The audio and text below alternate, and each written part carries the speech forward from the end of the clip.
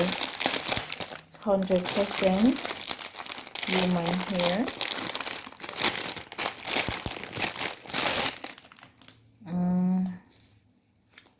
Let's see. So this is the hair, very soft and nice. And I have this closure.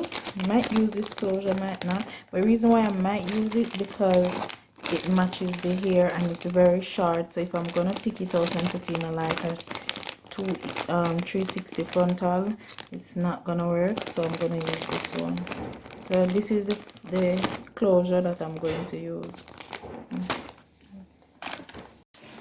Oh, okay, so what I noticed that the hair comes in 10, 12 inch and 14 inch. So I'm going to use the 14 inch at the bottom and use the, then 10 on the shortest. So it give her a nice fall. So this is the 14 inch.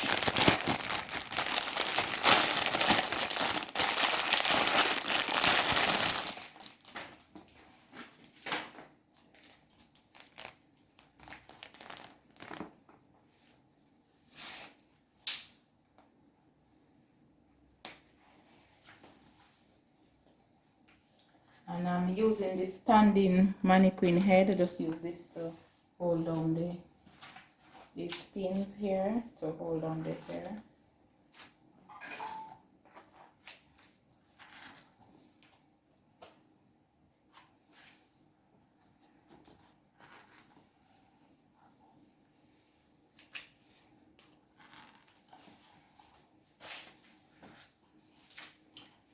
You notice I don't put my pin way down. It's the reason for that. I don't want the cap sliding this little hole right here, so I don't push it down far.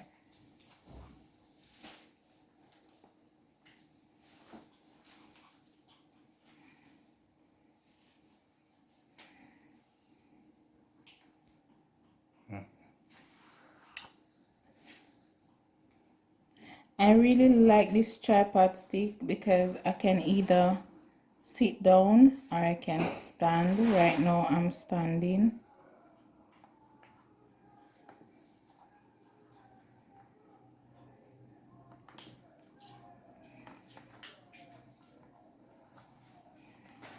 I like to make sure I seal the end because when the hair have a fresh end, especially if you cut the hair, it will strand out. This person comb them here, you see a lot of strand on the comb. So I make sure to seal the end properly.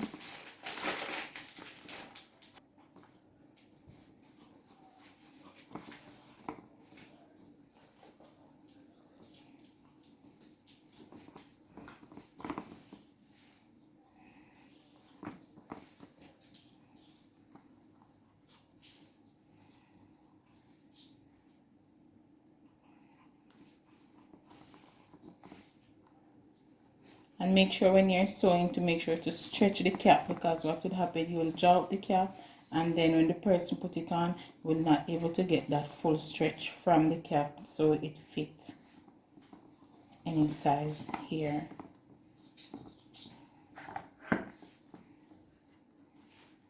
If you notice, I'm sewing straight to the line because I don't want her cap to show if she decides to catch up the hair in one or comb it in styles that she might like. I don't want the cap to show, so I'm covering the lining of the cap. And let me know if you make wig like this, if you use blanket stitch or you just sew straight across. Which one do you use?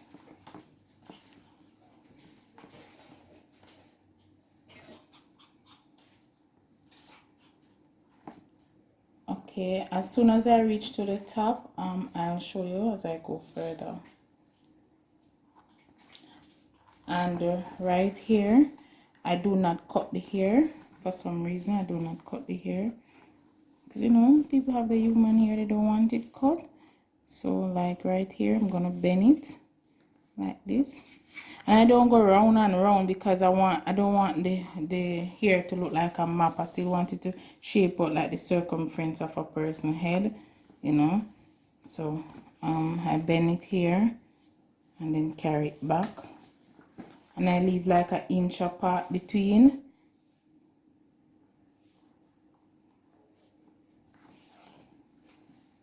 Maybe I shouldn't say inch, half inch between, depends on the hair, because this is a curly hair and she has 3 parts, so I leave 1/4 inch between each part. And it's not a wig that I'm gonna cut down. If I was going to cut it down like razor cut and so forth, and it was a short wig, I would not leave any division between the weft and the cap.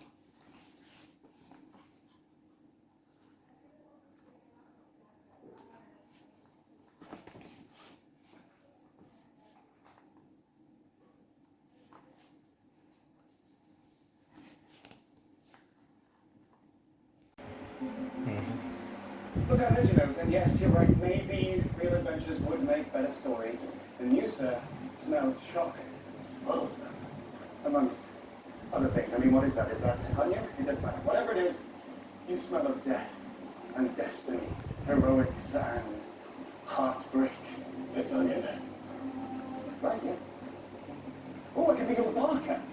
Spreading the tales of Geralt of Rivia, the butcher of Blaviken. Come here. Yeah.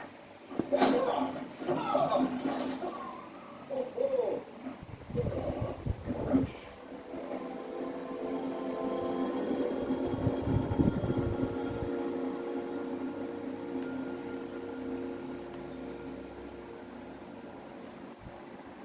you know how many people would win if you die?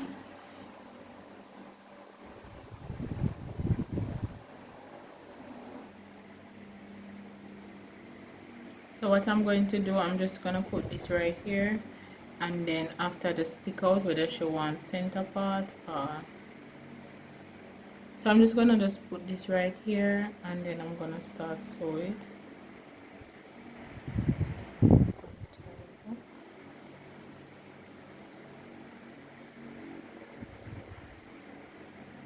So I push back the needle through from there.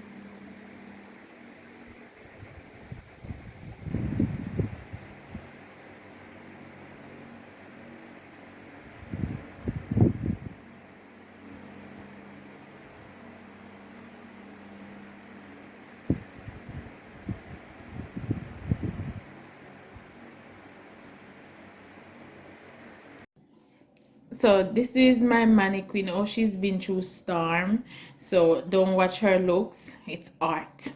Okay, so here is her skull, right? So you just imagine it's your head on everything, so that it take the form of your scalp look, right? And then she have the frontal line here to just cut off and use, right? So this is the finished touch of the wig that I was making. So I don't pluck it yet. When she come, I'm gonna pick out, you know, just to make sure she have a nice part, because she want a nice little curly look. So just to make sure she have a nice part. But as I tell you, I can't put on this wig and doll it up for you because it's not mine, it's my customer own. So I'm just doing the video making it. I make a lot of wigs for people, but normally because it's my customers and I don't put it on and put on makeup and all of that, I never always post it. But I've seen a lot of YouTubers post their wig and post them on their mannequin tripod stand. So I'm gonna do that. At least you're still seeing how it will look, and you're still seeing the result, and you're still seeing how it's done. So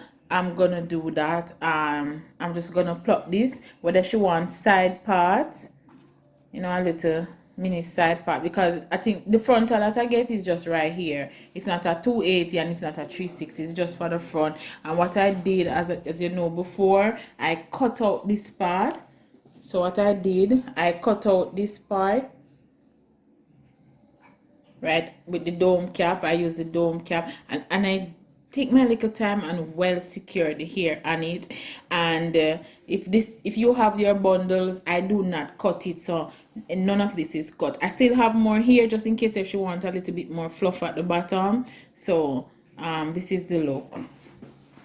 So what a simple wig. I think every woman should have at least 31 pairs of wig in their house for every day of the month. You never know what can happen. 31 pair of wigs every woman should have.